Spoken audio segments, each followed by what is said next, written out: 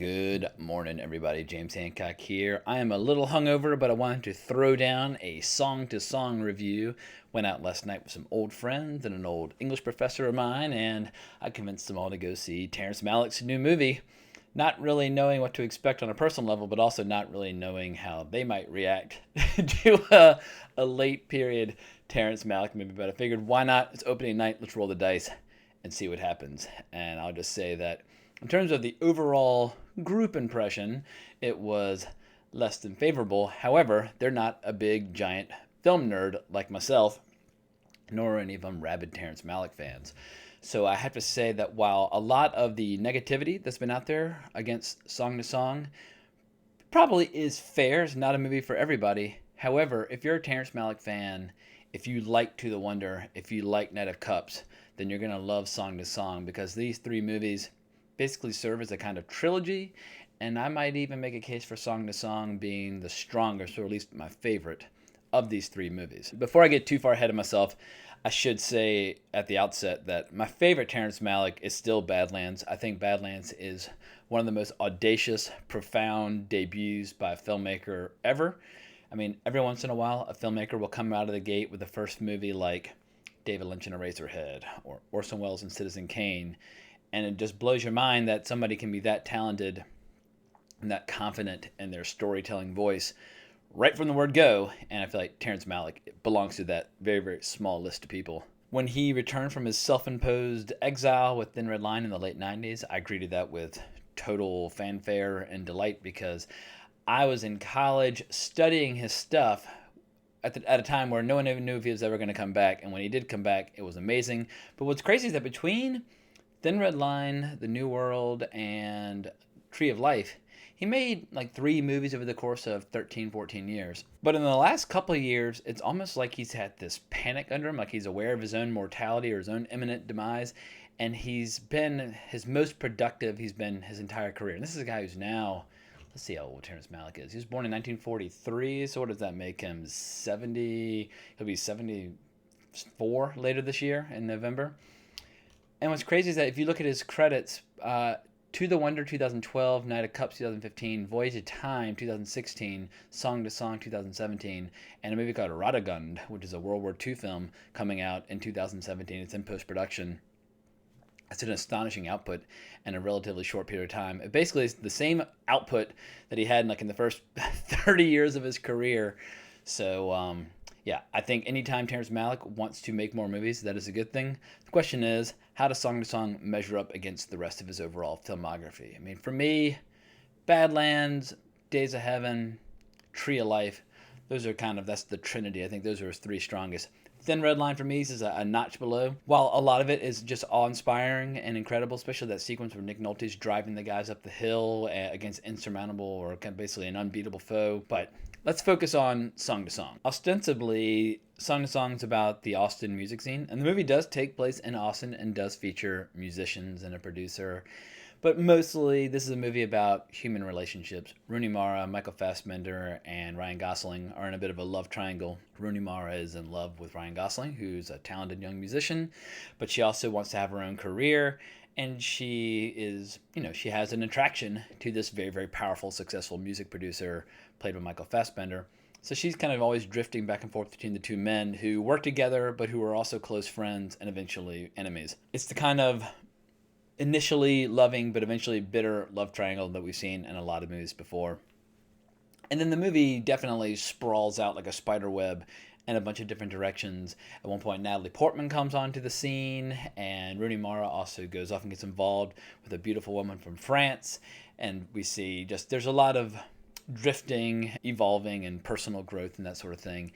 And most of the story is told in that traditional Malick dreamlike style, with people spinning in circles or looking lovingly into each other's eyes. There's just a lot of cuddling and teasing and fondling. No real outright sex. There's a little bit of nudity in this movie, and it should say that for fans of photography and beautiful women, this movie is like art house porn, because it's got some of the most gorgeous photography you've ever seen, some of the most beautiful women you've ever seen. And I don't know what's going on, but Natalie Portman, now that she's a mother, suddenly has bloomed, and somehow she's always been a strikingly beautiful woman and an incredibly talented actress, but all of a sudden she's become this goddess, and I don't know what she's doing, but my jaw was hitting the floor. At any rate, she's fantastic in this. The big knock that is very, very easy to make against this movie is that it just doesn't have much of a structure or a screenplay. And for fans of Malick, that's what they want. They want the dreamlike atmosphere. They want the story told out of continuity. They want you to just kind of, cut between 700 locations inside of one scene and different points in people's lives, and that is what they're going to the movies for. I tend to be more of a fan of narrative. I love great dialogue. I love great structure. It's why I like Badlands so much, because while Badlands does have those dreamlike qualities, it still has a really, really tight, incredible screenplay, which I think keeps it grounded in that way. The balloon of Terrence Malick doesn't soar too close to the sky. So yeah, this movie definitely serves up ample ammunition to Terrence Malick's critics, but it's also proof that Terrence Malick doesn't give a damn about his critics. I doubt he even reads his critics, because if he did, he would know that the style employed in To the Wonder and Knight of Cups and now Song to Song drives some people crazy. And either he doesn't know it drives him crazy, or he gives zero fucks. I imagine it's probably the latter. He's making his movies his way. He's a singular artist. He's got his voice, his style. And if people don't like it, they can watch other movies. There is an abundance of content out there these days. Lots of TV shows, lots of movies, lots of web content, whatever. If Terrence Malick is not your thing, nobody's holding your feet to the fire and making you watch it. Although I technically did last night, because I took 4 people who didn't know what they were in for, and some of them had negative experience. My final thoughts on this movie would be that if the theater had caught on fire about an hour or an hour and a half into it and I'd been forced to leave, I would have walked out of there thinking, wow, that was a pretty astonishingly powerful movie. What an incredible experience. I have to admit, the last 30 minutes, I was starting to get a little irritated. Maybe I had too much alcohol or caffeine in my system, but it has a lot of pump fakes where you think it's going to end, and then it just goes into yet another aimless plot line with a character that may or may not be important. And I started to feel like I was getting teased, and music would swell. You'd get a big wide shot of Austin, and then suddenly you'd have somebody just like wandering down the side of a highway. Like, well, we haven't even seen this character in an hour. Like, what the hell's going on?